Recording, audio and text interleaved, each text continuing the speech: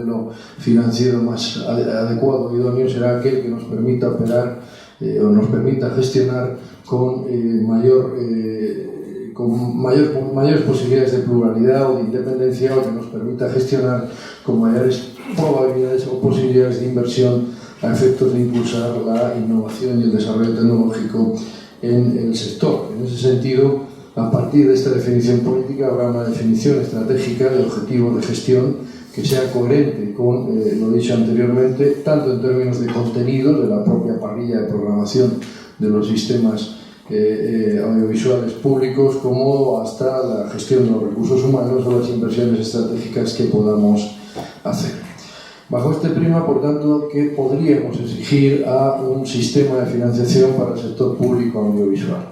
En primer lugar, parece que habría que garantizar, obviamente, los objetivos políticos que nos hayamos planteado, que la sociedad nos haya planteado como gestores de estos servicios a través del Parlamento y de las definiciones parlamentarias que sobre el servicio público existan, como existen en nuestro caso, a través de distintas normativas, tanto nacionales como comunitarias, a las que se hacía referencia. Desde el punto de vista económico, ¿qué debiéramos lograr? En primer lugar, suficiencia. Esto parece de perogrullo, pero a veces es muy importante. Es decir, la cantidad de recursos que el sistema pone en manos de los operadores públicos es suficiente para cubrir los objetivos que nos planteamos.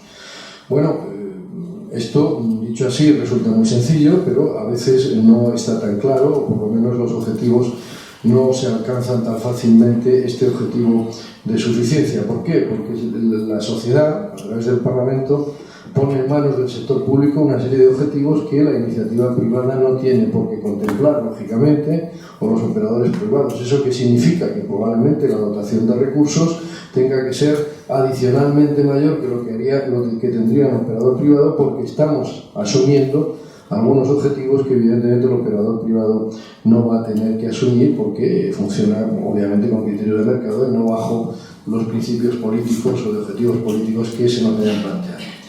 En segundo lugar, es importante desde el punto de vista de la independencia, desde mi punto de vista, claro, desde el punto de vista de la independencia y por lo tanto de la garantía de la pluralidad en el servicio público, dotar de un cierto grado de automatismo al mecanismo financiero. ¿Qué quiere decir esto? Bueno, que se sustraiga de la arbitrariedad de la autoridad presupuestaria o, en definitiva, de la autoridad política. En ese sentido, habría que incluir también que el mecanismo financiero, dentro de esa posible flexibilidad con la que funcione, tenga un componente de ciclo, tenga una visión de ciclo. Este es un tema también importante a la hora de valorar cuál es el mejor de los mejores instrumentos para financiar un sistema público audiovisual. Ahí en la diapositiva aparece un cuadro donde se ve la evolución de los diferentes elementos posibles de financiación, tasas, publicidad, otros ingresos comerciales, para ver cuáles son los diferentes componentes cíclicos de estas distintas formas de financiación. Obviamente, el mecanismo de financiación de publicidad, es decir, de acudir al mercado, es muy procíclico, pero también podemos observar cómo, si tuviéramos un ciclo más largo, cómo compensa bastante bien la financiación a lo largo del ciclo.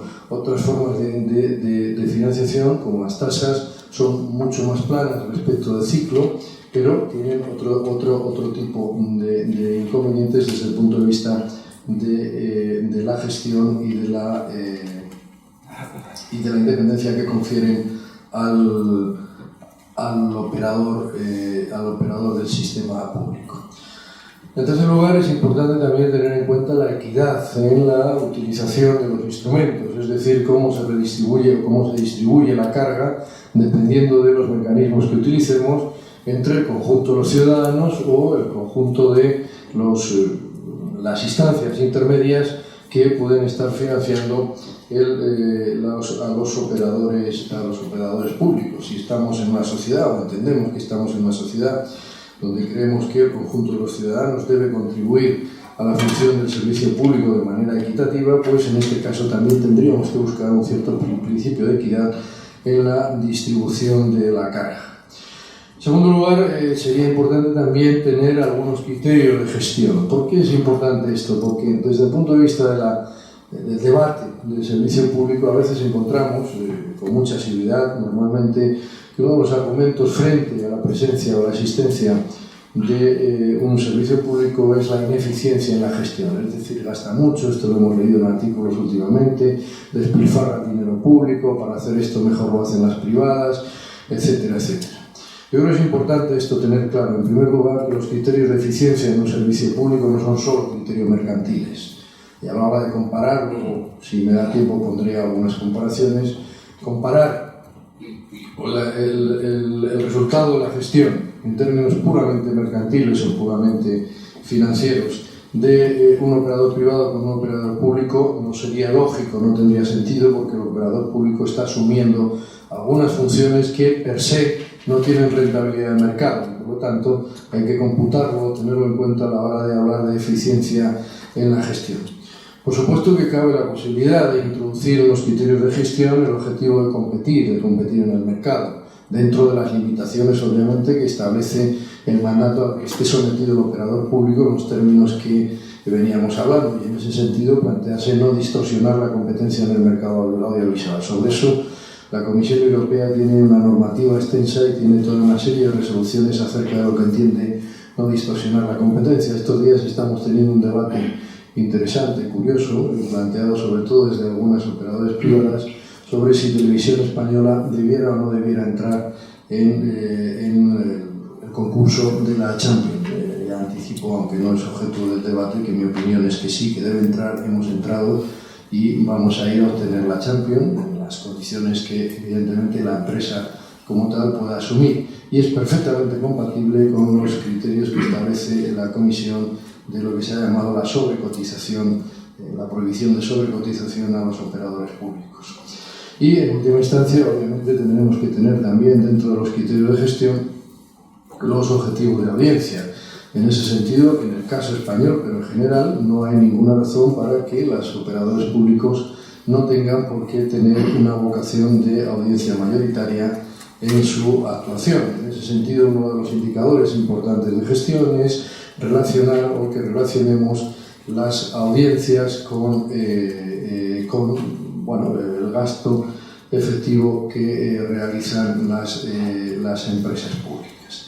Por ejemplo, podemos observar cómo en el caso europeo las audiencias de los operadores públicos están cercanas al 50%, depende de los países. En el conjunto de Europa hablamos del 41%, en la Unión Europea 43%, en la Unión Europea 27%, el 40%. Evidentemente con modelos muy diferentes de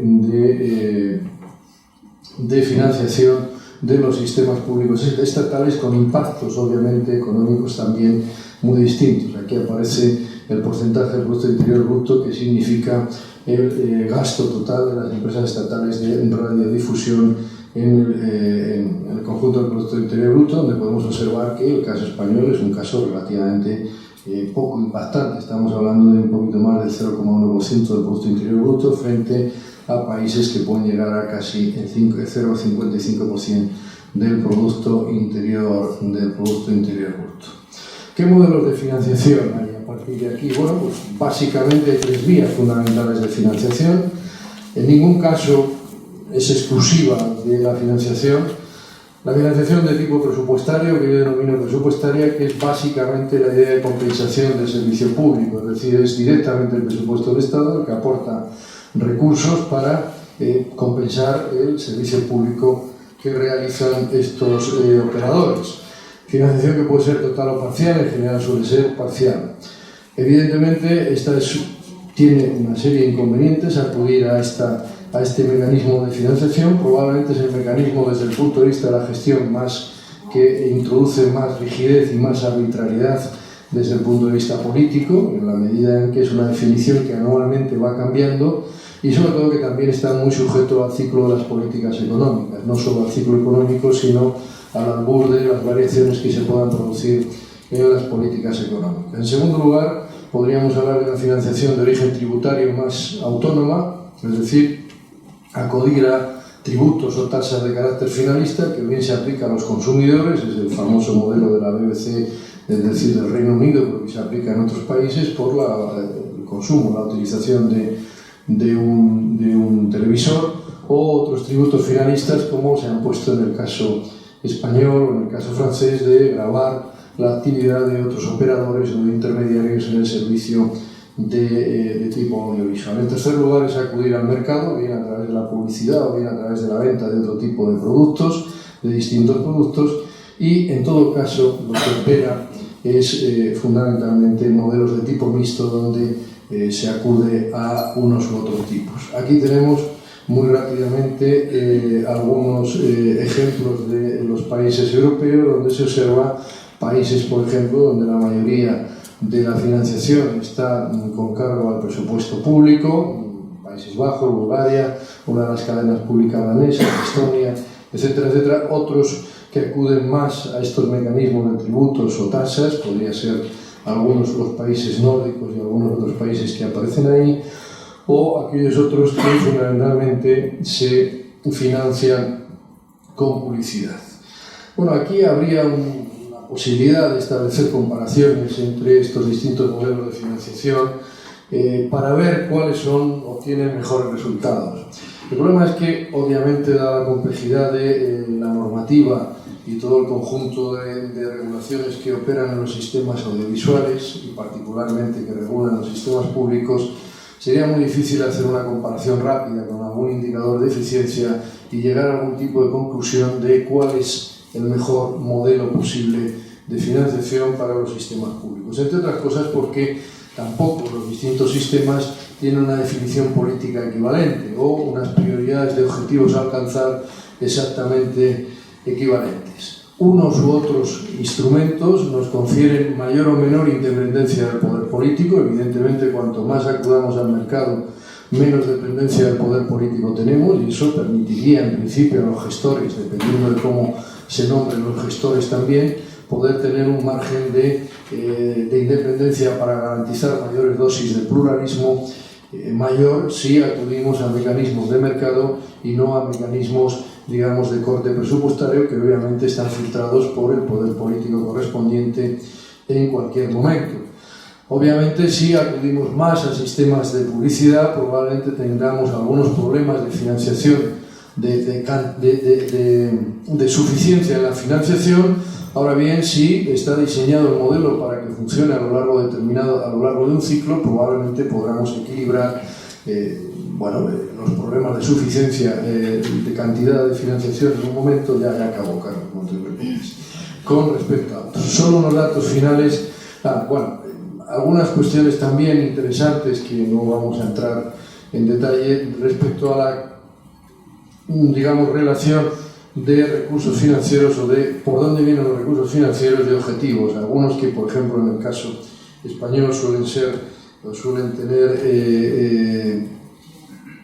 algún interés. Bueno, esto es una síntesis de por dónde vienen los recursos, y solamente voy a poner un ejemplo que podría aproximarnos a un indicador de eficiencia o de hipotética eficiencia, que es el coste que tiene, o los ingresos por cuota de pantalla, es decir, cuántos millones de euros cuesta cada punto de audiencia. Podría ser una aproximación, digo, con múltiples matices relacionados con los objetivos políticos. Aquí ponemos el contraste entre el caso español y el caso del Reino Unido. Vemos que la BBC tiene un gasto por un punto de porcentaje de pantalla de aproximadamente 115 millones de euros, mientras que Televisión Española tiene unos 45 millones de euros.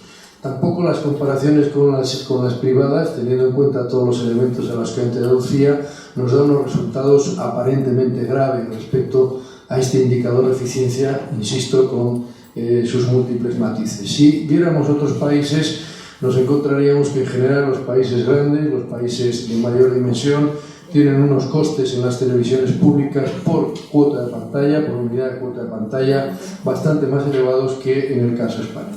Este es solamente un elemento indicador que nos podría llevar a avanzar en buscar los modelos más adecuados de financiación. No es, y coincido con la parte que Enrique exponía, no es el más adecuado el que nosotros hemos logrado a partir de la financiación del año 2009. Es un modelo que limita la suficiencia de recursos del sistema y que además nos introduce en un mayor margen de dependencia del poder político que en el modelo mixto que teníamos anteriormente. Muchas gracias.